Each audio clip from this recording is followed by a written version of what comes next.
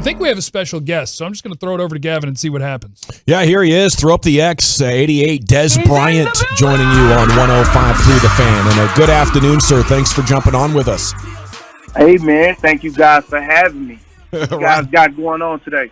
Well, we're excited for a Football Friday here with the Cowboys going into the playoffs.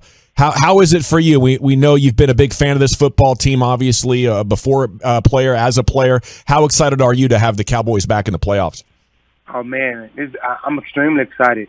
First and foremost, I want to give a huge shout-out to, Will McClay, doing the awesome job that he do, going out there getting dogs, to add more value to that team to, have the best chances to go after the Super Bowl. So big salute to him. Big salute to the Joneses. Big salute to everybody over there. Big salute to the players, Dak, Zeke, all them guys, man. I love what you guys doing. I'm there damn near every home game. I got my suite. I love watching them guys. They got a good ass chance. They got a good chance of going to that big game. If Coop or CD makes a catch towards the end of the game that's the exact same as the one you made 7 years ago, and I am calling it a catch, will it be called a catch? Oh, absolutely. Absolutely. What's his name? Dan Badino? Dean Blandino. Elf him. Nah, I'm just joking. I'm just joking. That anniversary was recent. What was it like seeing that come across social media so much? Oh, it's always mixed emotions, but at the same time, you got to look past those things, and it's great to be a part of history, but, I hate that it had to be on that side, but it's still great. As you said earlier, the world know that I caught it. I absolutely did catch it. I'm glad to see the NFL change the rule. So they can get out of the way and let receivers do what receivers do. Now, Dez, how much energy are you putting into trying to play football again? Like, is that something that you'll try next year? And then how much energy are you spending on? I know you're the founder of Personal Corner, and we bribed you to call in because I'm sure you'd love to talk about that, so feel free to. But how much energy is going into you'd still like to play in the NFL, and how much is going into Personal Corner? Oh, man, absolutely. I would love to still play in the NFL. I feel like I still got the willpower. I don't think that's a question. One of the biggest problems that I always have with the league was the business side, with football. And I say that not to discourage nobody, especially not a player. Everybody go through their own situations. I just know for me, I'm an athlete, and what I love to do is just show athletes, how to, build a brand, make sure they're taking care of their priorities. Because I had to learn, like everybody, a lot of athletes just focus on, the glitz and glamours, and they don't really see the true side of the business side, because all we care about is making plays on the football field and blase. As years pass before you look up, you're like, damn, what did I really do for myself? I've noticed that I caught grasp of that early, by midpoint in my career, and I went through a lot of, dealing with a lot of business stuff, negotiating deals and things like that. I feel like I learned a good part of that. So I was just taking those things and teaching these things to the athletes. And when Web 3 came about, I just felt like, hey man, why not just, build a solid team, build a real team, and get around some like-minded people to create something special for these athletes. Like I said, personal corner. It's for the athletes, by the athletes. I'm teaching these guys how to own their assets. Most of these guys don't have a clue what the hell an asset is. We just have all of this money and really don't know how to use it. We don't know how to spend it, to make more. And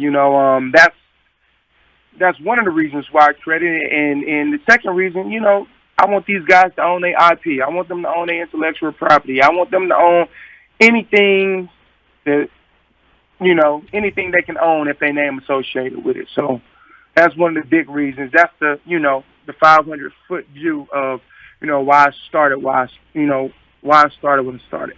You know, Dez, I've been into crypto for about a year or so as well, and it was really fun to watch you get involved. And then some of the biggest names in NFTs and crypto really embraced you, and that was really awesome to watch.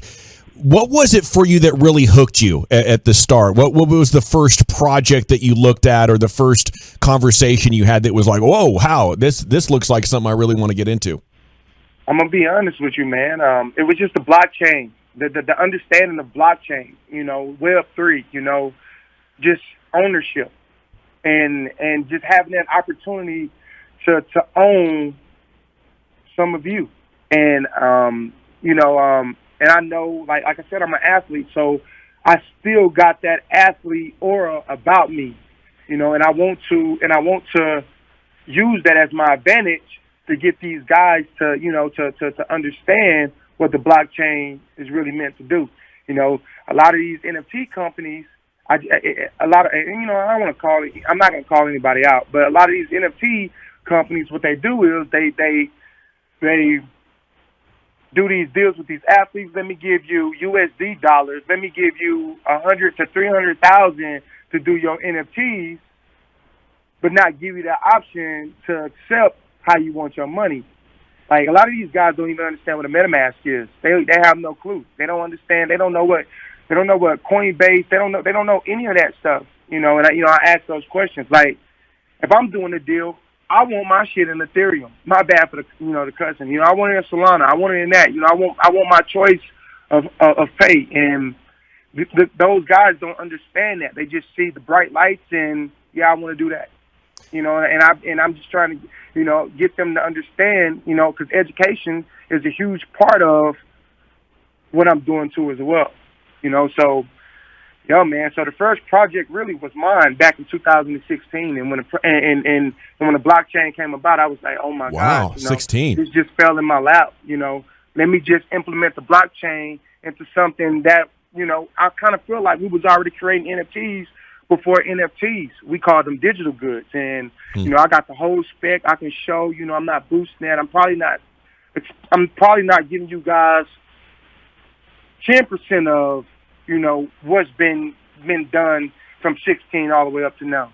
You know, it's been a process, and I would say personal corner. But if I did have to say a project, I probably would say Bored Apes. You know, Bored Apes and Apple Stars. You know, shout out to Jimmy McNeil. You know, that's my mentor. He moved from Cali. He lived out here to Dallas. He is the NFT guru. Speaking of Jimmy, he's actually calling me right now. Can we get a couple more minutes with you? Yeah. Yeah. Right on. Des, I wanted to ask you, you were such an emotional player, an emotional person, and these games were always so big and huge for you. If Mike McCarthy asked you to speak to the team, what would your message be to them about your experience and what you kind of, the things that you've experienced and how you would kind of talk them through that? Far as the playoffs? Yeah, just as far as what the things that you've been able to do. Yeah, your experience and how much these games mean to you. Oh man, first and foremost, you know, I keep it real blunt. It's one and done. It's one and done. It's a tournament to where, you know, it's a tournament. It's a tournament. You got to prepare. You got to prepare physically. You got to prepare mentally, and you got to understand that every play counts. And you know, you can't get too high, you can't get too low when, you know, adversity hit. You know, you got to stay the course. You got to understand that it's a long game, and you got to be very confident, not only in the game plan, but in your actions. You know, on the field, your approach. You know, the whole aspect of how you want to be seen. You know, getting ready for that game. Now, yeah. Sorry about that. Did somebody told me that the Cowboys are undefeated this year when you're in the building? Is that true? And will you be in the building? Will you be in the building? I will be in the building. You know, I got some other high profile guys that's coming in the suite with me. We're gonna be supporting. Supposedly, I got supposedly Stephon and Emmanuel Sanders and a couple of more guys supposed to be coming. You know, after those guys finish with their game tomorrow, you know, supporting Trayvon. You know, That's part of it. Athletes supporting athletes. Real organic. Is a real thing. Building real brotherlyhood. A brotherhood. We supporting both teams too. San Fran and the Cowboys. But at the end of the day, let me be biased real quick. We really supporting the Cowboys. There you go. Dez, We're supporting the Cowboys. There you go. You were with Dez. You were with Dak when he was young, a rookie. Talk about the growth you've seen of him as a quarterback from when you were playing with him to the guy that's going to pilot your team on Sunday against the 49ers. Yeah, man. I watched Dak grow tremendously. You could tell just by his demeanor. He took those reins and, he's ran with it. Those guys respect him. You can tell. You don't have to be in that locker room to see the impact that he has over not only those guys but Cowboy Nation.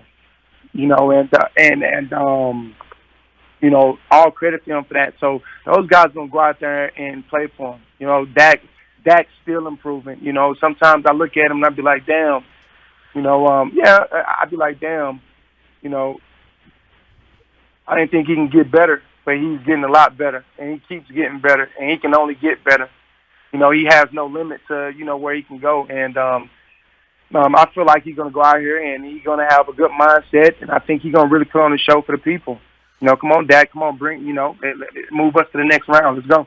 Last thing, Dez. Once upon a time, you owned a capuchin monkey named Dallas. Do you keep in touch? Do you still FaceTime him? How's he doing? Do you know? I'll tell you this. He's doing good. He's in good. He's in good hands.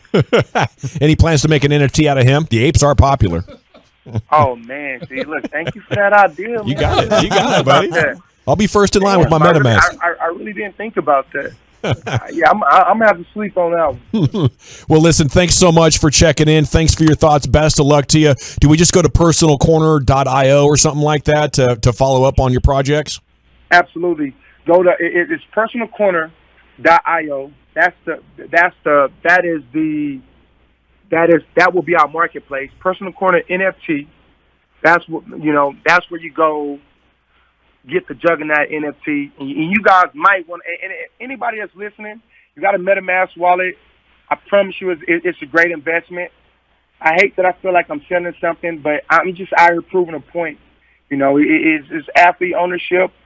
We're taking this money to continue to keep building the project. Not only are we taking the money to continue to keep building the project, we also increasing value. We're giving people assets, true assets, of your favorite.